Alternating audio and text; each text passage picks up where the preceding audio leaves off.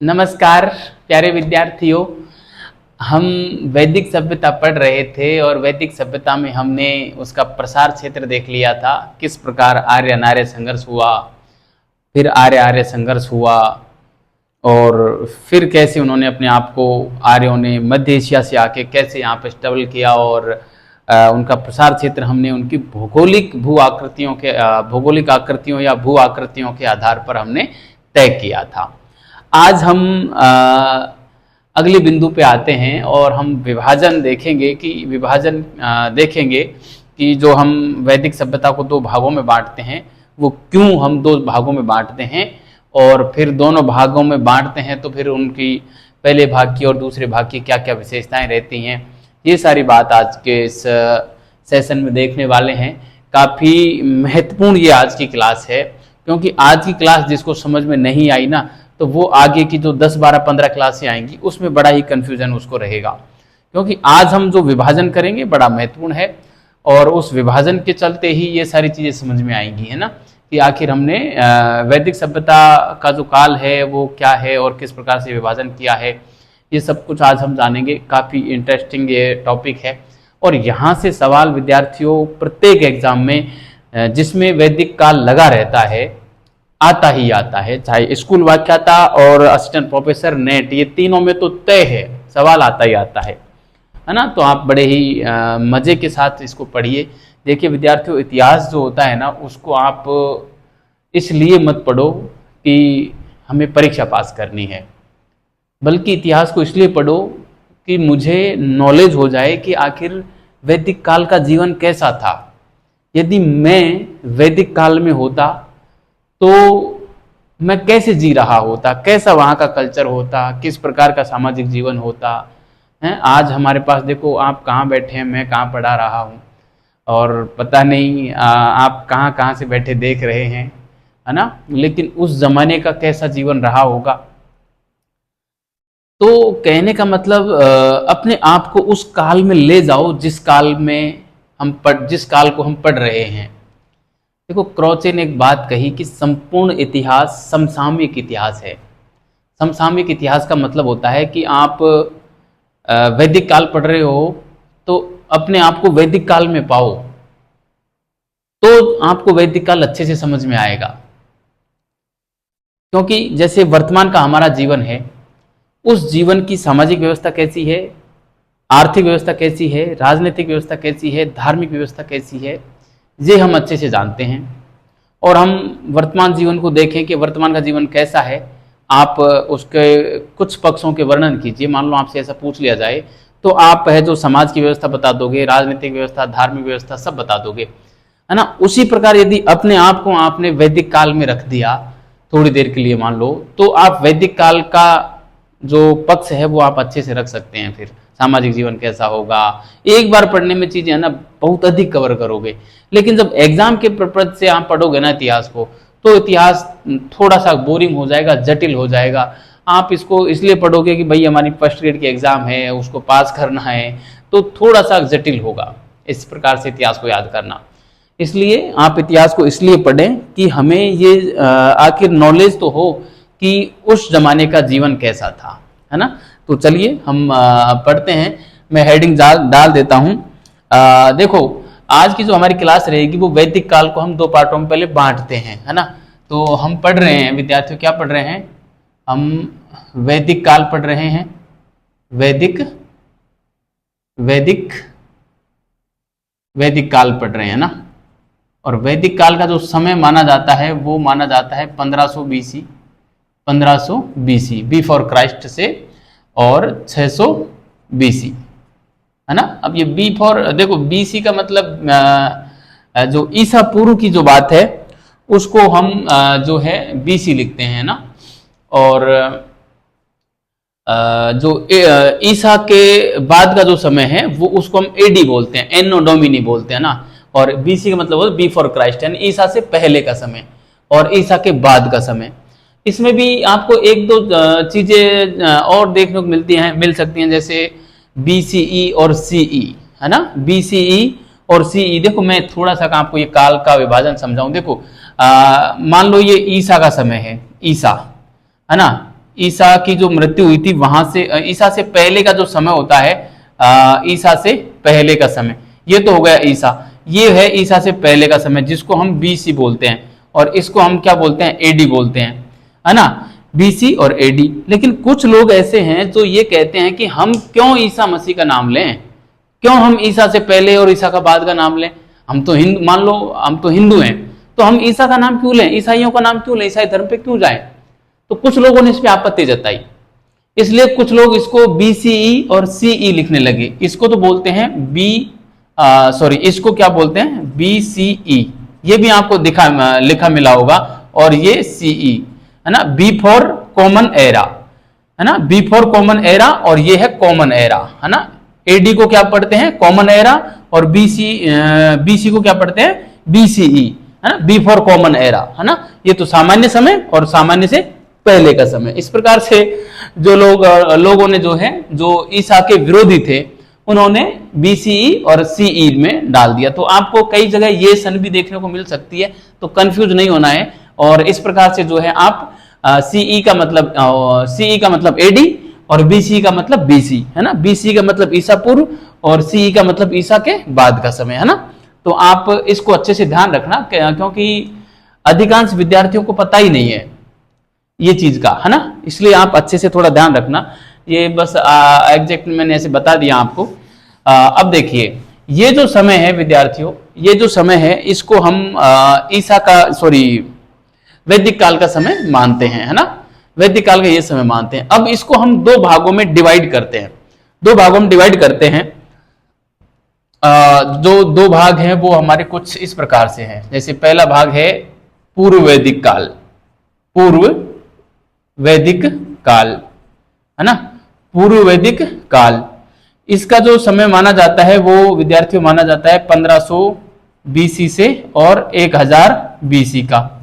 और दूसरा जो काल आएगा वो हमारा आएगा उत्तर वैदिक काल, है ना, उत्तर वैदिक काल, है ना। कौन सा आएगा, उत्तर वैदिक काल। इसका समय 1000 बीसी से 600 बीसी, ठीक है। ये इस प्रकार से हमने इसको विभाजित किया है ना। इसको हम ऋग्वैदिक काल भी बोलते हैं, क्योंकि इस काल की संपूर्ण जानकारी हमें ऋग्वेद से मिलती है। अब देखो, यहां भी काफी एक जबरदस्त कंट्रोवर्सी, एक जबरदस्त विवाद देखने को मिलता है विद्यार्थियों। कई किताबों में या हमको ये पढ़ाया गया है कि जो ऋग्वेद है वो इस काल में रचा गया था। ऋग्वेद किस काल में रचा गया था, 1500 बीसी से 1000 बीसी के बीच में ऋग्वेद को संकलित किया गया था या रचा गया था, इसलिए इस काल को ऋग्वेदिक काल कहते हैं। लेकिन ये सत्य नहीं है। सत्य क्या है कि ऋग्वेद के अंदर ये काल रचा गया है। मतलब ये जो काल है 1500 बीसी से 1000 बीसी का समय है, इस काल में क्या क्या गतिविधियां हुई, इन सब की जानकारी सिर्फ और सिर्फ ऋग्वेद से मिलती है। इसलिए इस काल को ऋग्वेद कहा जाता है, न कि इसलिए कि इस काल में ऋग्वेद रचा गया या संकलित हुआ। रचना तो हुई नहीं, क्योंकि इनको अपौरुष से कहा जाता है। कहते हैं कि ये ईश्वर के द्वारा रचे गए हैं, किसी व्यक्ति ने इसकी रचना नहीं की, इनका संकलन हुआ है ना। पीढ़ी दर पीढ़ी ये चले आ रहे थे। इनको श्रुति साहित्य भी कहा जाता है, क्योंकि जो हमारे जो ईश्वर थे उन्होंने ज्ञान ऋषियों को दिया, और ऋषि जो थे वो अपने शिष्यों को इस शर्त पे ज्ञान देते थे कि वो अपने ज्ञान को अन्य 4 लोगों को, कम से कम 4 लोगों तक पहुंचाएंगे, फिर वो भी अन्य 4 लोगों तक पहुंचाएंगे, फिर वो भी अन्य 4 लोगों तक पहुंचाएंगे। इस प्रकार पीढ़ी दर पीढ़ी यह श्रृंखला सुनते हुए यह ज्ञान चला आ रहा था। इसलिए इसे श्रुति साहित्य भी कहते हैं, है ना। ये हम आगे पढ़ेंगे, जब हम साहित्य पढ़ेंगे, टॉपिक के लास्ट में पढ़ेंगे, तो आप समझ गए होंगे कि इसे ऋग्वैदिक काल क्यों कहा जाता है। क्योंकि इस काल की जानकारी सिर्फ और सिर्फ ऋग्वेद से मिलती है, इसलिए इसे ऋग्वैदिक काल कहा जाता है, न कि इस काल में ऋग्वेद की रचना हुई। ऋग्वेद की रचना का जो समय माना जाता है ना, वो ईसा पूर्व 6वीं-5वीं सदी माना जाता है ना। ऋग्वेद को संकलित जो किया गया है ईसा पूर्व 6वीं-5वीं सदी में किया गया है, न कि 1500 से 1000, है ना। ये जो मैं बात बता रहा हूं ऐसी ई श्रीधरन जी की पुस्तक आप पढ़ोगे, इतिहास लेख एक समग्र अध्ययन, उसमें आपको डिटेल से देखने को मिलेगा। उसमें बताया गया है जो भारत में इतिहास लेखन हुआ है उसकी समग्र जानकारी है ना। तो हम इसको हम क्या भी कहते हैं, ऋग्वैदिक काल भी कहते हैं। ये जो है इसको हम ऋग्वैदिक काल भी कहते हैं, या इसको अर्ली वैदिक एज, है ना, EARLY, अर्ली वैदिक एज भी कहा जाता है, अर्ली वैदिक एज। और ये लेटर वैदिक एज, है ना, लेटर वैदिक एज भी इसको कहा जाता है ना, लेटर वैदिक एज, है ना, उत्तर वैदिक काल। ठीक है, तो इसकी जानकारी का जो साधन है, जानकारी मिलती है केवल ऋग्वेद से, है ना, ऋग्वेद से। और इसकी जो जानकारी मिलती है अन्य तीनों वेद, है ना, अन्य तीनों वेदों में कौन कौन से आएंगे ये हम पढ़ेंगे आगे। वही यजुर्वेद, सामवेद और अथर्ववेद। चलो मैं लिख देता हूं, यजुर्वेद और एक हो जाएगा हमारा सामवेद और एक हो जाएगा अथर्ववेद, है ना, अथर्ववेद। ठीक है, इन 3 वेदों से इस काल की जानकारी मिलती है, इसलिए इसको उत्तर वैदिक काल कहते हैं, बाद का काल। अब प्यारे साथियों मैं बताऊं आपको, आखिर आपके जहन में ये सवाल आ रहा होगा, हमने सिंधु घाटी सभ्यता अभी पढ़ा, इससे पहले का टॉपिक सिंधु घाटी सभ्यता था, और उसमें मैंने आपको ये बताया कि जो उसका जो काल था वो करीब 3300 ईसा पूर्व से लेकर और आपको 1300 ईसा पूर्व तक मैंने हड़प्पा सभ्यता का काल बताया था। आपको याद होगा, देखो हड़प्पा सभ्यता का काल मैंने आपको क्या बताया था, हड़प्पा सभ्यता का जो काल बताया वो मैंने आपको बताया था 3300 BC से 1300 BC तक बताया, है ना। और इसमें भी जो विकसित हड़प्पा थी वो करीब बताई थी मैंने, करीब 2600 BC से और 1900 BC के बीच की बताई थी। ये तो थी विकसित हड़प्पा, है ना, विकसित यानी इस पे तो ये चरम अवस्था में थी, और ये थी संपूर्ण हड़प्पा सभ्यता, ना, संपूर्ण हड़प्पा सभ्यता थी, है ना। अब संपूर्ण हड़प्पा सभ्यता थी, अब देखिए इसका यदि हम कार्यकाल देखें तो करीब 2000 वर्ष का समय हमें नजर आ रहा है, 2000 वर्ष, है ना, जबकि इसका जो समय आ रहा है ये कितना आ रहा है, 900 ही वर्ष है, केवल 900 वर्ष, है ना। अब 900 वर्ष को भी हमने 2 भागों में बांटा, जबकि इस काल को हमने ऐसे हड़प्पा सभ्यता को हमने बांटा ही नहीं कि पूरी हड़प्पा ऐसे अलग अलग हमने इसका जो अध्ययन नहीं किया, बांटा जरूर था, हल्का फुल्का देखा जरूर था, लेकिन जैसे विकसित हड़प्पाई ही कितनी है, देखो यहां से हम देखते हैं तो करीब 700 साल की विकसित हड़प्पा है ना। तो फिर इस प्रकार से हमने इसका विभाजन क्यों किया, इसका विभाजन क्यों नहीं किया। अब देखो इसको तो मैं थोड़ा मिटा रहा हूं, इसका विभाजन हमने क्यों किया, मैं ये समझाने का प्रयास यहां पे कर रहा हूं कि आखिर हमने वैदिक काल का विभाजन क्यों किया। देखिए विद्यार्थियों, वैदिक काल के प्रारंभ में, यहां तक आए हम 1000 BC की बात करें, हम 1000 BC में आते आते हमें एक जबरदस्त परिवर्तन देखने को मिलता है, और वो परिवर्तन था लोहे की खोज का होना। जैसे ही लोहे की खोज हुई तो लोहे की खोज ने और वैदिक काल के जो लोग थे उनके जीवन में आमूलचूल परिवर्तन किए, व्यापक परिवर्तन किए, और हर क्षेत्र में परिवर्तन किए, उनके सामाजिक क्षेत्र में, राजनीतिक क्षेत्र में, धार्मिक क्षेत्र में, आर्थिक क्षेत्र में, हर क्षेत्र में परिवर्तन देखने को मिले। इस वजह से इसका जो 1000 से पहले का जो काल था वो जीवन अलग ही था पूरा का पूरा, और इसके बाद का जो जीवन था वो पूरा अलग हो गया, आमूलचूल परिवर्तन देखने को मिले। क्यों? लोहे की खोज से। आखिर लोहे की खोज ने ऐसा क्या किया, तो आप देखिए लोहे की खोज हुई 1000 BC में हमारे उत्तर प्रदेश के अतिरंजी खेड़ा नामक स्थान से, और पहली बार लोहा खोजा गया।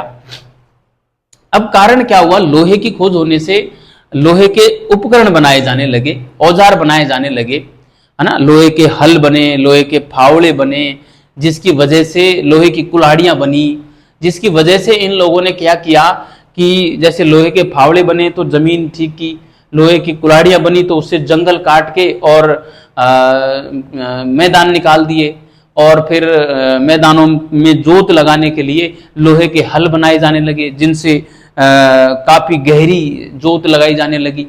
और जब काफी गहरी जोत लगाई जाने लगी, व्यापक पैमाने पर है जो कृषि क्षेत्र का विस्तार इन लोगों ने किया, और जब इतना विस्तार किया और उसमें जब फसल बोई गई तो जबरदस्त उत्पादन हुआ, खूब ढेर सारा उत्पादन होने लगा। और उत्पादन इतना अधिक होने लगा कि इन लोगों के पास बहुत अधिक अनाज हो गया। अपने खाने के लिए जो अनाज रहता था उसको ये संग्राहक के रूप में रखते हुए भी इनके पास इतना माल बचने लगा कि इन्हें ये आवश्यकता महसूस हुई कि इस माल को बेचा जाए।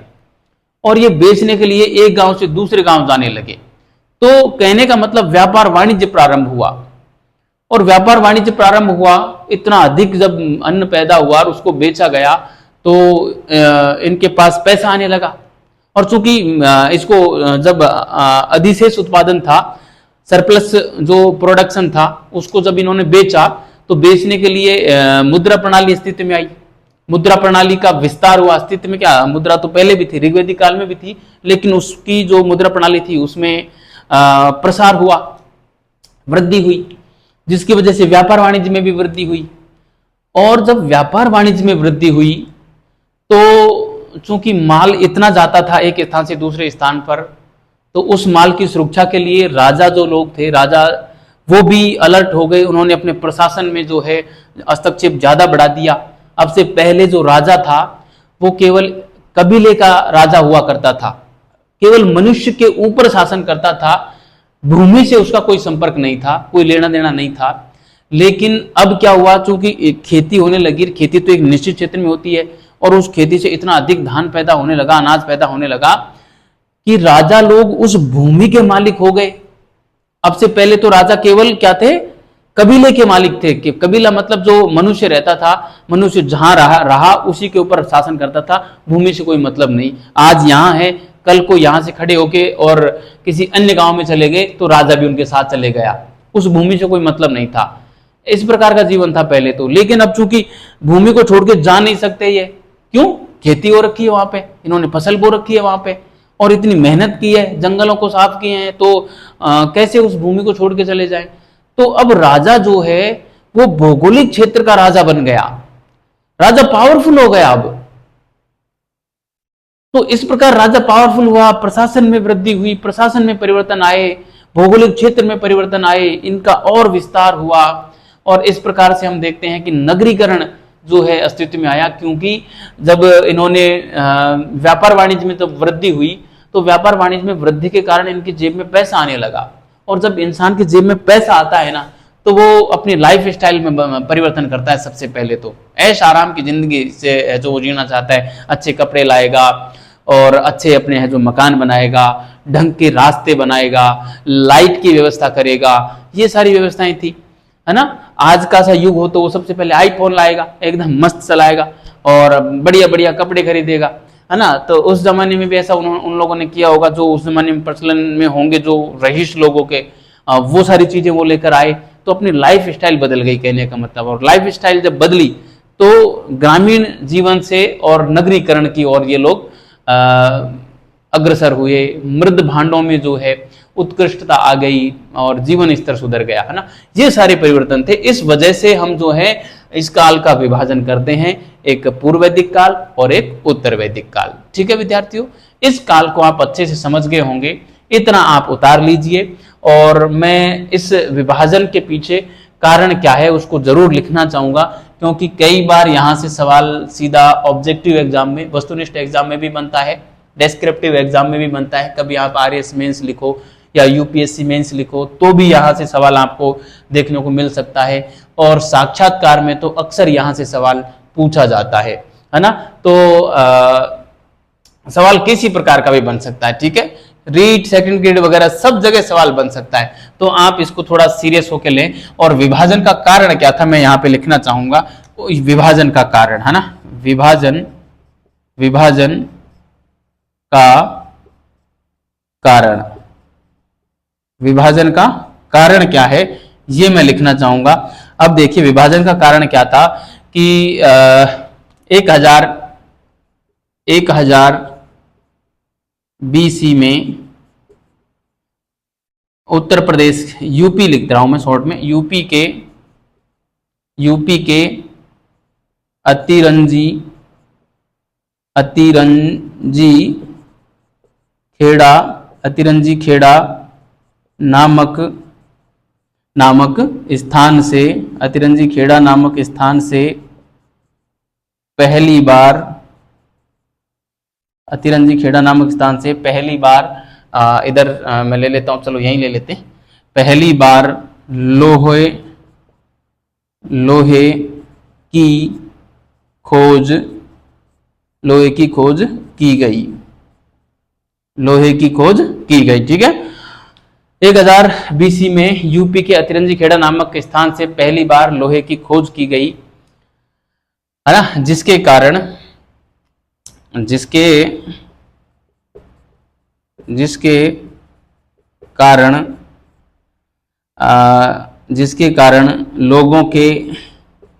लोगों की जगह हम समाज लिख देते हैं, क्योंकि कोई एक व्यक्ति के जीवन में परिवर्तन नहीं हुआ था, पूरा समाज बदल गया था। तो जिसके कारण समाज, या हम लिखेंगे राज्य लिख देते हैं, राज्य के सामाजिक आर्थिक राजनैतिक व धार्मिक जीवन में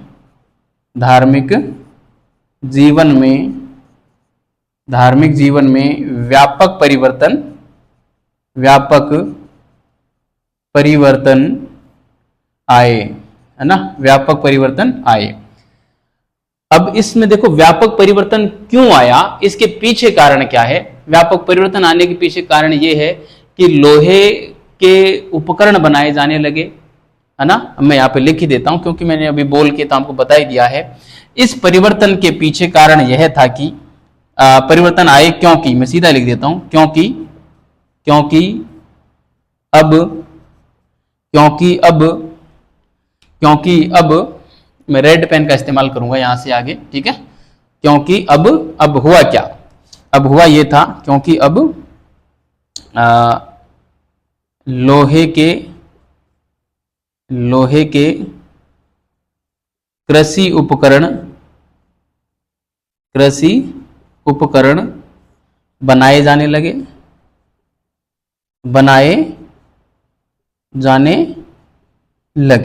जिससे क्या हुआ, जिससे जंगल काट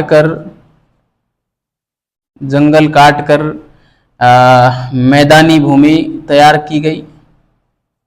मैदानी भूमि के क्षेत्रफल में वृद्धि हुई,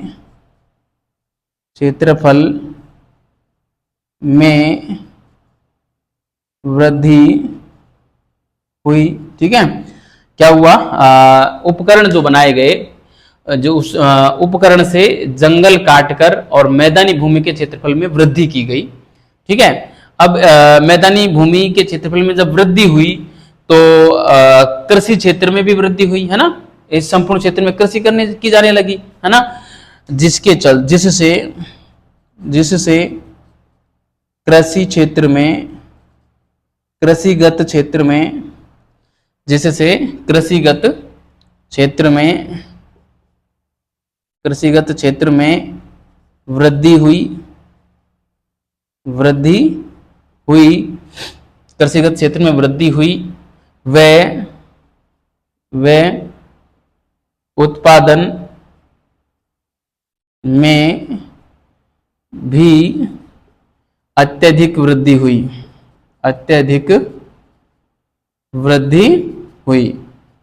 उत्पादन में भी अत्यधिक वृद्धि हुई।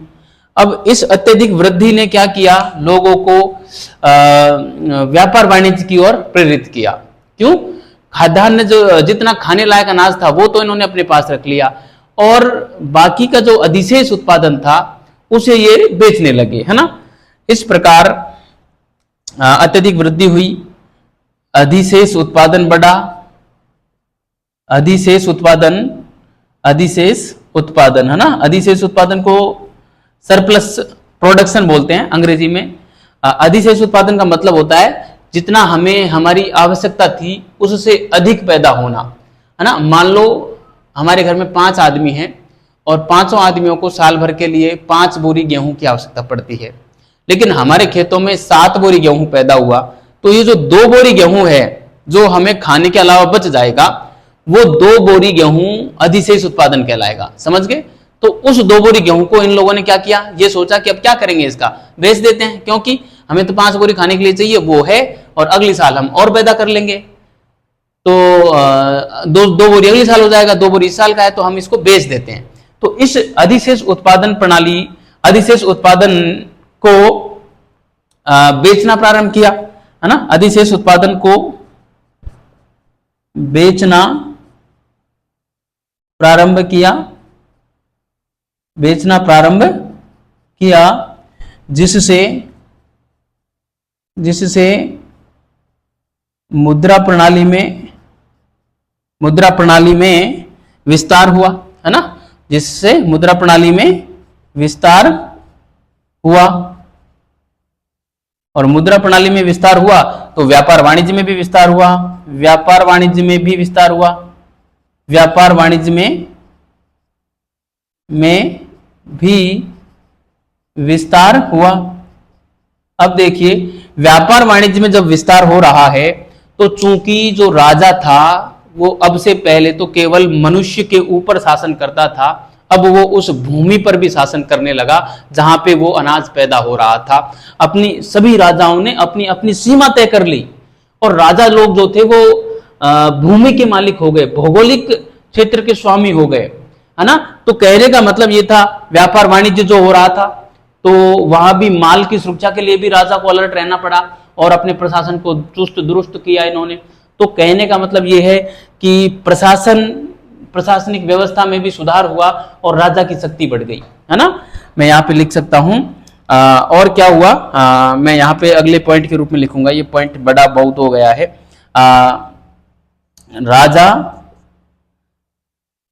राजा की स्थिति में सुधार हुआ, राजा की स्थिति में सुधार हुआ, राजा की स्थिति में सुधार हुआ। वह अब कबीले मात्र का स्वामी न होकर, वह अब कबीले मात्र का स्वामी न होकर, कबीले मात्र का स्वामी न होकर भौगोलिक क्षेत्र का स्वामी हो गया, भौगोलिक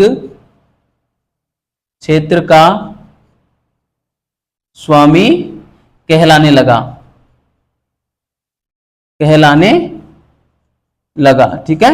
वह अब राजा क्या हो गया, राजा जो है अब भौगोलिक क्षेत्र का स्वामी हो गया, केवल कबीले मात्र का स्वामी नहीं था, है ना, क्योंकि ऋग्वैदिक काल में तो कबीले मात्र का स्वामी था, उत्तर वैदिक काल में आते आते वो भौगोलिक क्षेत्र का स्वामी कहलाने लगा, और प्रशासन में वृद्धि हुई, है ना, और कहलाने लगा, और प्रशासन में वृद्धि हुई, और प्रशासन में वृद्धि हुई, ठीक है, प्रशासन में वृद्धि हुई, ठीक है। मुद्रा में विस्तार हुआ, मुद्रा प्रणाली लिखने ना इसको, सॉरी, मुद्रा में विस्तार हुआ, यानी कि मुद्रा में क्या, मुद्रा प्रणाली में पूरा सिस्टम ही बदल गया था, ठीक है। और देखो, राजा की स्थिति में सुधार हुआ, कबीले मात्र का स्वामी न होकर भौगोलिक क्षेत्र का स्वामी कहलाने लगा, और प्रशासन में वृद्धि हो गई। इसके चलते क्या हुआ, मनुष्य के जो है मनुष्य का जो जीवन था वो सुधर गया, मनुष्य के लाइफ स्टाइल में परिवर्तन आ गए, मानव का जो जीवन था वो अच्छे स्तर का हो गया ना। तो इसके चलते मैं यहाँ पे लिखूंगा, इसके चलते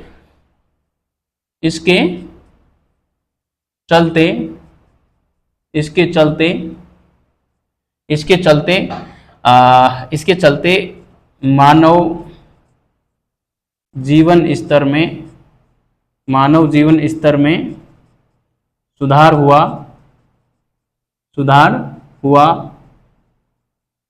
मृद भांडों में उत्कृष्टता आई, मृद भांडों में उत्कृष्टता आई, मृद भांडों में उत्कृष्टता आई, जिसके चलते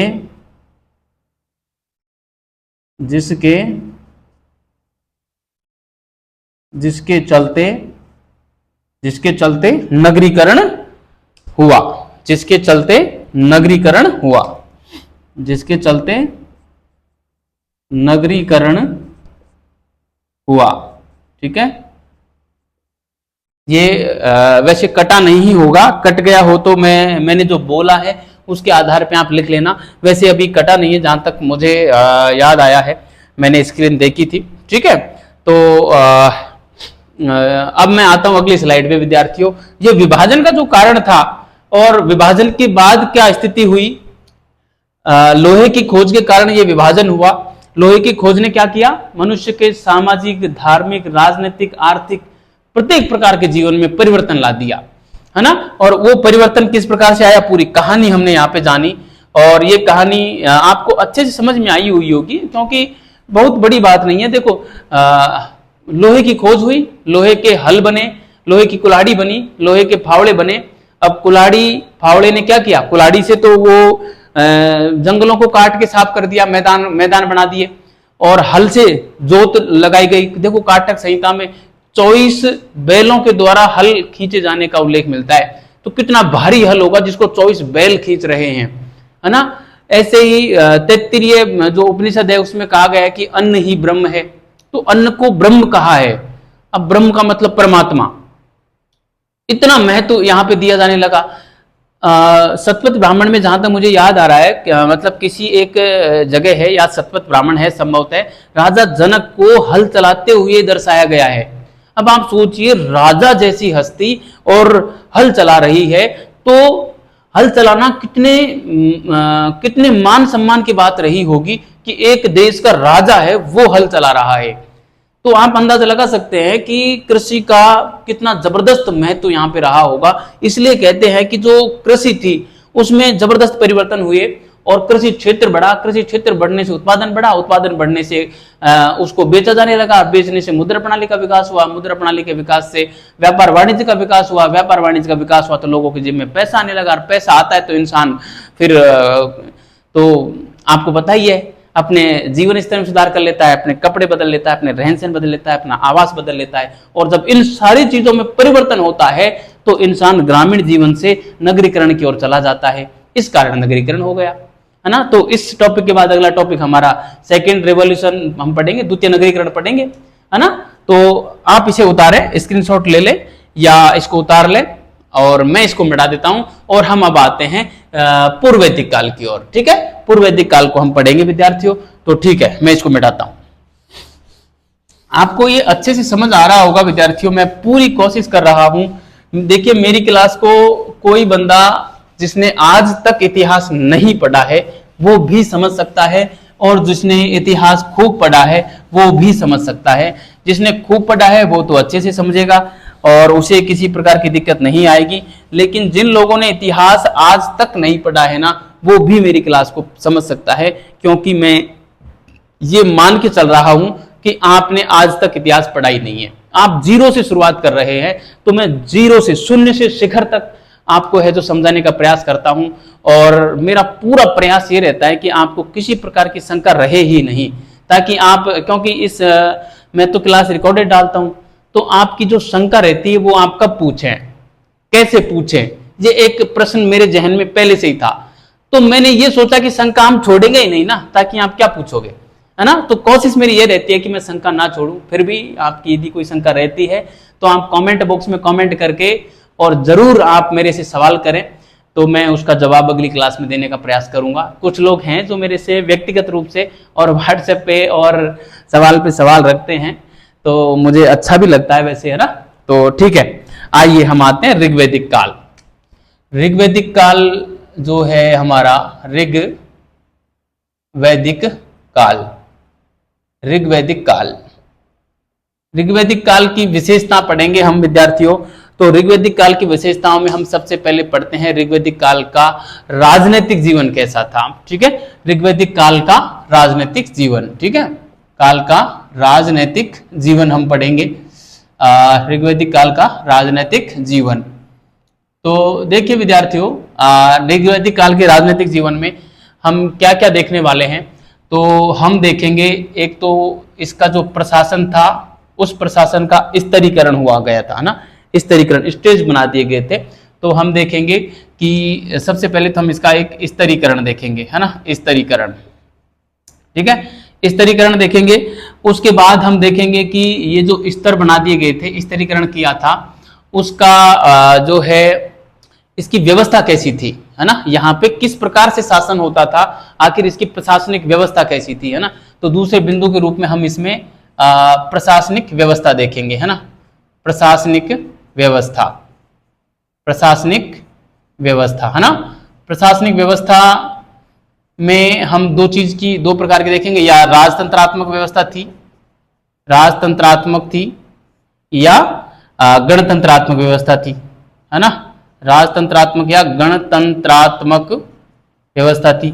इन दोनों में से कैसी व्यवस्था थी ये हम जानेंगे, ठीक है। इसके बाद हम देखेंगे कि आखिर ये जो व्यवस्था थी, इस व्यवस्था के ऊपर नियंत्रण किसका था, आखिर नियंत्रण कौन करता था। तीसरा पॉइंट हम इसमें देख लेंगे, नियंत्रण किसका था, है ना। तो नियंत्रण ये पढ़ेंगे, तीसरा पॉइंट नियंत्रण पढ़ेंगे, ठीक है। तो इन तीन बिंदुओं के माध्यम से विद्यार्थियों हम ऋग्वैदिक काल का राजनीतिक जीवन जो है वो हम पूरा पढ़ने वाले हैं, ठीक है विद्यार्थियों। स्तरीकरण की मैं बात करूं तो यहाँ पे स्तरीकरण का मतलब होता है स्टेज बना देना, है ना, मतलब डिसेंट्रलाइजेशन कर देना, विकेंद्रीकरण कर देना, है ना। जैसे हमारे अभी वर्तमान में हम बात करें तो स्टेज बनाए हुए हैं प्रशासन में, सबसे टॉप पे तो हमारा देश होता है, देश के बाद दूसरा स्तर जो आता है वो राज्य का आता है, राज्य के बाद स्तर हमारा जो आता है वो स्थानीय स्तर आ जाता है ना। स्थानीय स्तर पर भी हमारे 3 स्टेज बने हुए हैं, आप लोगों को पता ही है ना। तो एक जिला स्तर, एक तहसील स्तर और एक ग्राम पंचायत, है ना। इस प्रकार से वर्तमान में ये स्तर बनाए हुए हैं। 3 क्या कई स्तर हो गए हमारे, तो कितने हो गए, 1 2 और 5 स्तर हो गए मैक्सिमम, वो मैक्सिमम तो क्या कहें, 5 स्तर हो गए मोटे मोटे। वैसे एक संभागीय व्यवस्था भी जुड़ी हुई है, किसी राज्य में है किसी में नहीं है, तो इस प्रकार से वर्तमान में स्तर बना रखे हैं। उसी प्रकार के स्तर उस जमाने में भी थे, और जन विस, है ना, जन विस, इस प्रकार से जो है इन लोगों ने भी अपने स्तर बना रखे थे, है ना, ठीक है, इस प्रकार के स्तर जो है बना रखे थे। तो आते हैं हम स्तरीकरण को पढ़ेंगे। सबसे पहले आप हेडिंग जमा दीजिए स्तरीकरण, ठीक है। स्तरीकरण में हम पढ़ेंगे, आप हेडिंग जमाइए स्तरीकरण।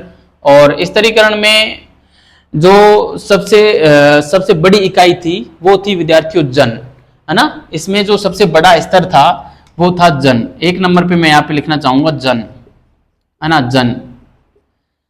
जन जो है ये ऋग्वैदिक काल के राजनीतिक जीवन की सर्वोच्च प्रशासनिक इकाई हुआ करती थी। और जन शब्द का जो उल्लेख मिलता है ऋग्वेद में वो हमें 275 बार मिलता है, और करीब लगभग 30 जनों का उल्लेख हमें ऋग्वेद में मिलता है ना। कितने, लगभग 30। जैसे वर्तमान भारत में कितने राज्य हैं, 28 या 29 राज्य और कुछ केंद्र शासित प्रदेश हैं, है ना। तो यदि टोटल प्रशासनिक इकाइयों की बात करें तो करीब 36 एक इकाई हमारे राजस्थान में हमारे भारत में देखने को मिलती हैं, है ना। उसी प्रकार उस जमाने में कुल 30 जनों का उल्लेख जो है लगभग मिलता है, इसे एग्जैक्ट पता नहीं है लेकिन लगभग लिखा है। तो लगभग 30 जनों का उल्लेख जो है हमें ऋग्वेद में मिलता है, ठीक है। और जन का जो प्रमुख होता था वो राजा होता था, जिसको ऋग्वेद में जनस्य, गोपा, राजन्य, है ना, पुरभेता, इस प्रकार से लिखा गया है, ठीक है। जो कि हम देखते हैं आरंभ में तो यह जो राजा था उसका चयन जो है समिति द्वारा किया जाता था, लेकिन ऋग्वेद में कुछ वंशावलियां मिलती हैं, उसके आधार पर विद्वान यह निष्कर्ष निकालते हैं कि कालांतर में जो राजा का पद था वो आनुवांशिक हो गया था, ठीक है। तो ये सारी बातें थी, मैं इसमें लिख देता हूं जन में, फिर हम इसका अगला स्तर पढ़ेंगे, है ना। तो सबसे पहले तो हम क्या लिखेंगे कि इस काल की सर्वोच्च प्रशासनिक इकाई, इस काल की सर्वोच्च, इस काल की सर्वोच्च प्रशासनिक इकाई, सर्वोच्च प्रशासनिक इकाई जन थी। ध्यान रखना विद्यार्थियों, काफी बार ये सवाल पूछा जाता है। एक तो सर्वोच्च होती है वो या सबसे छोटी होती है वो, ठीक है। तो सबसे छोटी जन थी, सबसे छोटी कुल थी और सबसे बड़ी जन थी, है ना। तो आप इसे ध्यान रखना, जन को ध्यान रखना, बस ये काफी इंपॉर्टेंट है। और इसका यदि हम ऋग्वेद में उल्लेख देखें तो हम कह सकते हैं कि ऋग्वेद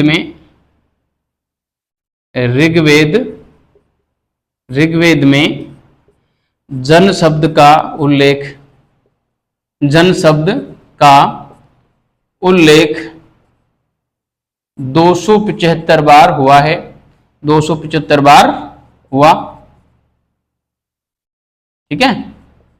जन शब्द का उल्लेख कितनी बार हुआ है? 275 बार हुआ है। ये चीज आजकल तो पूछी नहीं जाती है, लेकिन क्या पता आप जरूर, मैंने कभी इस प्रकार का सवाल आज तक देखा नहीं है कि ऋग्वेद में कितनी बार उल्लेख हुआ है, किसका कितनी बार हुआ है, लेकिन हमें सभी का पढ़ना पड़ता है, गाय का, घोड़े का, है ना, और इंद्र का, और उसका पढ़ते थे हम, इंद्र का, अग्नि का जरूर पूछा गया है, लेकिन कितनी बार पूछा गया है ऐसे, मतलब कितनी बार उल्लेख हुआ है ऐसा नहीं पूछा, लेकिन सर्वाधिक बार किस देवता को हुआ है इस प्रकार से सवाल जरूर देखा है ना। अब देखिए, ऋग्वेद में जन शब्द का उल्लेख 275 बार हो गया। इसके अलावा लगभग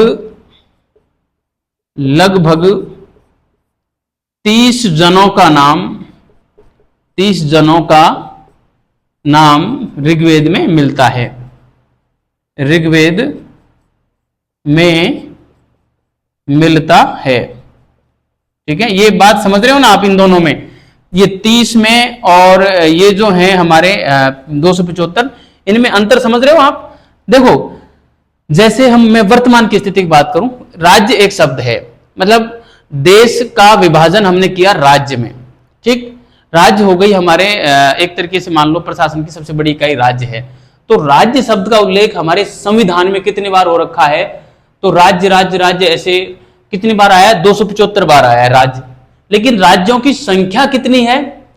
तो लगभग 30, है ना। इस प्रकार से है, ये समझ गए होंगे आप। जन मतलब जन को हम राज्य मान लें तो जन जन जन इस प्रकार से, जन में ये होता था, जन में वो होता था, जन में वो होता था। इस प्रकार जन शब्द का संदर्भ 275 बार दिया गया है ऋग्वेद में, लेकिन जन थे कितने? लगभग 30, है ना। समझ गए होंगे आप। ये मामला हुआ। इसका जो प्रशासनिक हेड होता था, सर्वोच्च अधिकारी होता था, वो कौन होता था? राजा होता था, है ना। तो जन का जो प्रशासनिक अधिकारी होता था, या मैं कहूं प्रशासनिक प्रमुख, जन का प्रशासनिक प्रमुख या जो मुख्य अधिकारी होता था वो राजा होता था। राजा, या हम इसको जनस्य गोपा या राजन्य या पुरभेता होता था, है ना, होता था, ठीक है। पुरभेता, अरे सॉरी मैंने क्या लिख दिया, पुरभेता होता था। आज कॉलेज का जमाना याद आ गया। कॉलेज में जब पढ़ाता था तो ऐसी अक्सर गलतियां होती थी, विद्यार्थी हंसते थे, ठीक है। चलो जो भी है, जनस्य राजा, जनस्य गोपा, राजन्य, पुरभेता होता था। और अब मैं बात करूं इसके अलावा, जो राजा होता था, इसका चुनाव प्रारंभ में तो एक समिति के द्वारा किया जाता था, लेकिन ऋग्वेद में कुछ वंशावलियां मिलती हैं जिसके आधार पर विद्वान यह अनुमान लगाते हैं कि कालांतर में राजा का पद जो था वो आनुवांशिक हो गया था, ठीक है। तो ये बात मैं यहाँ पे लिख देता हूं, राजा का चुनाव समिति द्वारा किया जाता था। समिति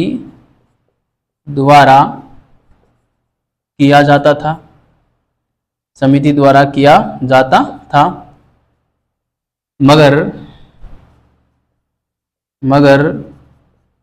कालांतर में, मगर कालांतर में यह पद, मगर कालांतर में यह पद आनुवांशिक हो गया था, मगर कालांतर में यह पद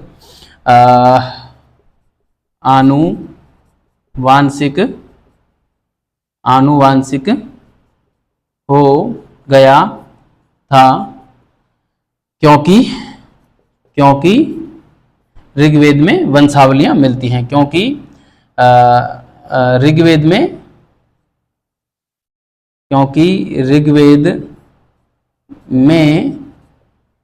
वंशावलियां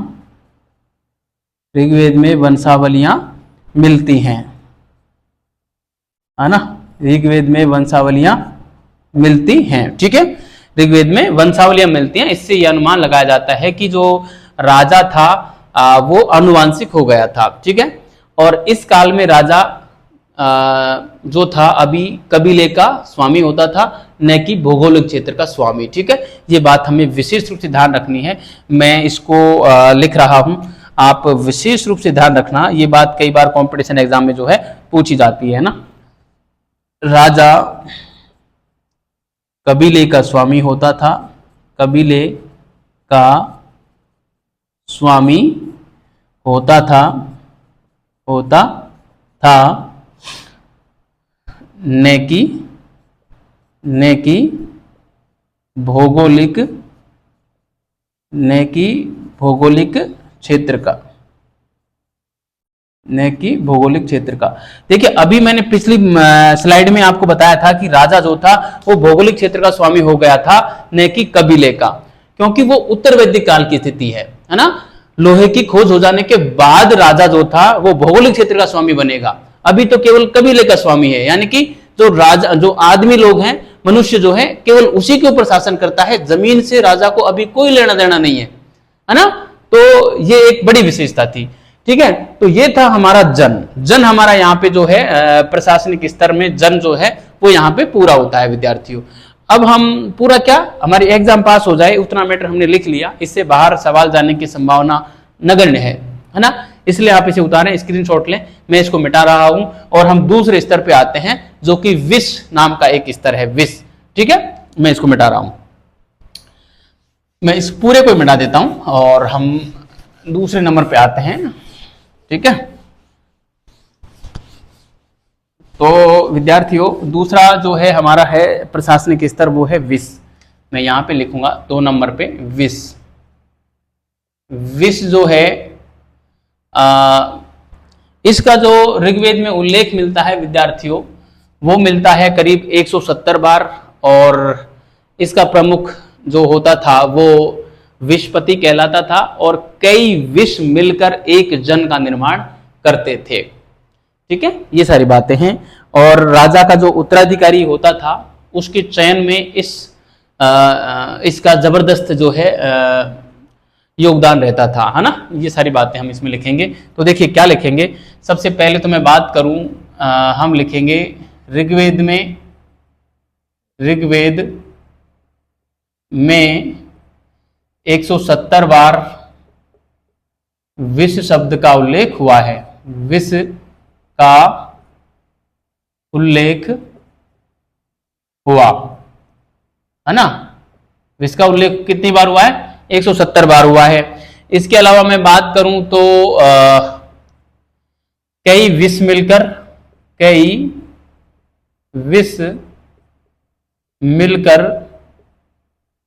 जन का निर्माण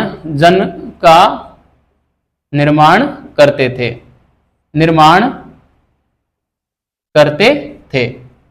ठीक है, कई विष मिलकर जन का निर्माण करते थे।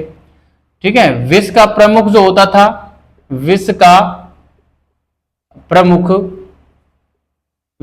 कौन होता था, विषपति होता था। विष का प्रमुख विषपति कहलाता था, विष का प्रमुख विषपति कहलाता था, जो कि राजा के उत्तराधिकारी चयन में और अपनी बड़ी भूमिका निभाता था, है ना, जो कि राजा के उत्तराधिकारी चयन में बड़ी भूमिका निभाता था। ठीक है, तो मैं यहीं पे लिखना चाहूंगा इसको, जो कि राजा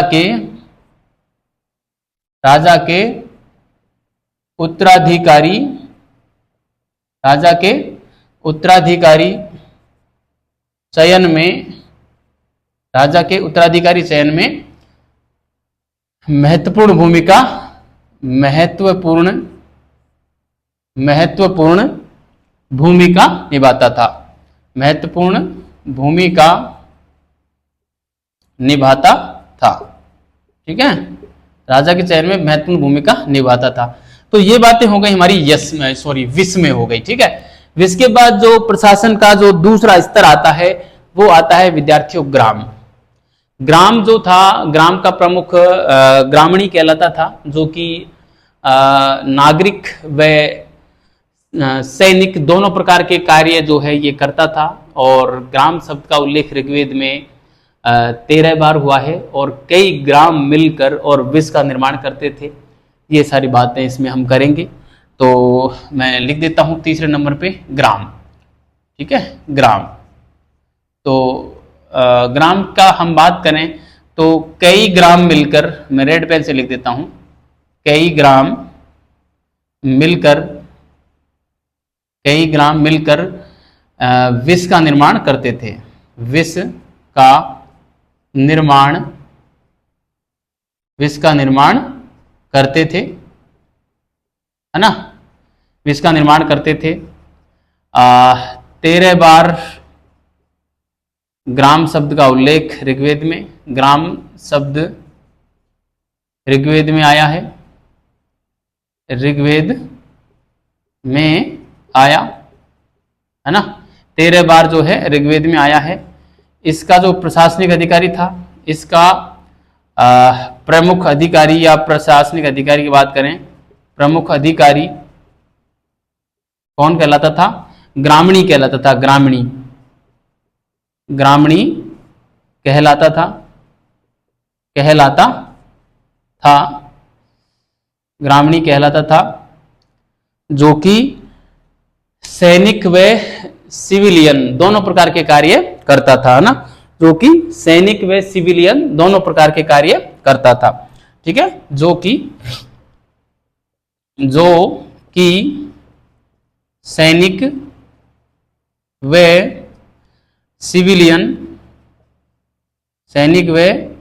सिविलियन यानी नागरिक दोनों प्रकार के कार्य, दोनों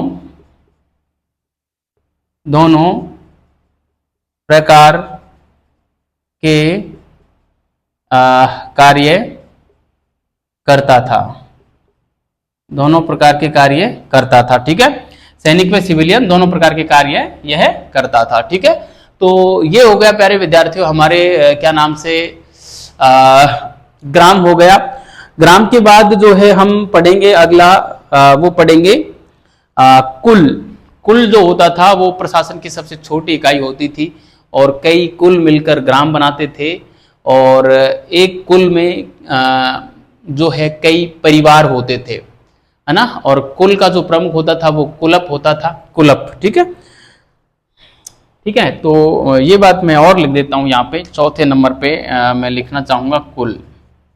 ये सवाल इंपॉर्टेंट है, ध्यान रखना, मोस्ट लगा लो इसको, कुल को, ये सवाल। और वो जो है पहला जन, कुल और जन में से सवाल बनने की संभावना ज्यादा रहती है, ध्यान रखना, है ना। कुल जो है इस कुल को हम पढ़ेंगे। पहली बार तो इसका जो ऋग्वेद में उल्लेख हुआ है वो एक बार हुआ है ना, ऋग्वेद में एक बार उल्लेखित है। ठीक है, एक बात हुई। दूसरी ये कह सकते हैं कि कई कुल मिलकर ग्राम का निर्माण करते थे, ग्राम बनाते थे, कई कुल मिलकर ग्राम बनाते थे, सॉरी, कई कुल मिलकर ग्राम बनाते थे। इसके बाद मैं बात करूं तो जो है कुल का जो प्रमुख होता था, इसका प्रमुख जो होता था वो कुलप होता था। कौन होता था? कुलप होता था। ठीक है, और यह प्रशासन की सबसे छोटी इकाई थी। ठीक है, ये बात महत्वपूर्ण है, यह प्रशासन की सबसे छोटी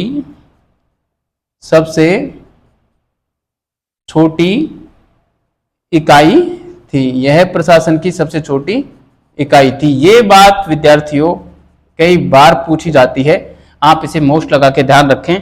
और इसके बारे में जितनी बात थी मैंने लिख डाली, इसको आप विशेष रूप से ध्यान रखना। कई जो थे परिवार इसमें शामिल होते थे, है ना, कई परिवार मिलकर कुल का निर्माण करते थे, ये बात और मैं बता दूं आपको। देखो, कई कुल मिलकर तो ग्राम बनाते थे, है ना, इस प्रकार से चलती थी ये व्यवस्था, है ना। कई कुल मिलकर तो है जो क्या बनाते थे, ग्राम बनाते थे, लेकिन कुल का निर्माण किससे होता था, कई परिवारों से होता था ना। तो कई परिवार मिलकर और कुल बनाते थे,